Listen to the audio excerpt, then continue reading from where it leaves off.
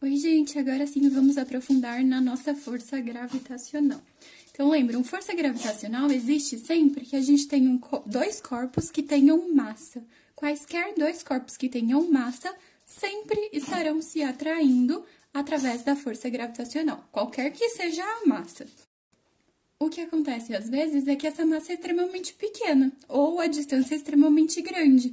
Então, a hora que a gente substitui os valores aqui, pode ser que essa força dê extremamente pequena. E aí a gente não consegue ver efeitos dela. Como seria, por exemplo, o caso de essa caneta atrair o papel. São massas extremamente pequenas. E a constante gravitacional, que é esse G, tem a ordem de 10 elevado a menos nos 11. Então, é muito pequeno. Se eu tenho uma massa pequena e outra massa pequena, vai dar uma força muito pequena, a gente não vai ver efeito. Então, eu não vou ver a caneta grudando no papel. Agora, entre a caneta e o planeta Terra, aí sim a gente vai perceber que existe uma força considerável. Tanto é que se eu pegar essa caneta e soltar, ela é atraída para a Terra. Só que tem a mesa no caminho, então ela não vai chegar lá na superfície da Terra. Mas a ideia é essa, é uma força de atração. Como é que a gente vai calcular ela, então?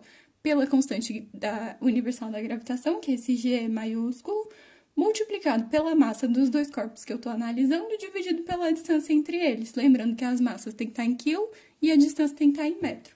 E essa força é sempre de atração. E a distância a gente vai considerar sempre do centro de um corpo até o centro do outro corpo. Ok? Então, o que vai acontecer? Imaginem que aqui seja um planeta, por exemplo, a Terra, e aqui tem a caneta. Essa massinha M é a minha caneta.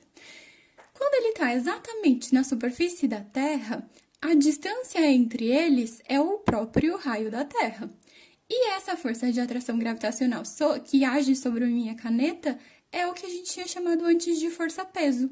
Então, o que a gente vai poder fazer? Vamos colocar lá na fórmula da força gravitacional. G é mão, que é a massa do planeta, Terra nesse caso, M é a massa da minha caneta, dividido pela distância entre eles, que é o próprio raio ao quadrado. Só que essa força gravitacional coincide com o peso, então eu posso substituí-la pelo peso, e peso, lembram, é m vezes g. Se eu estou falando o peso da caneta, então eu vou substituir aqui a massa da caneta. Tem m dos dois lados, posso cortar, e eu chego em uma fórmula para a gravidade. Então, lembra que eu falei para vocês que a gravidade ia ter valores diferentes dependendo de onde a gente está analisando? Então, por que isso acontece?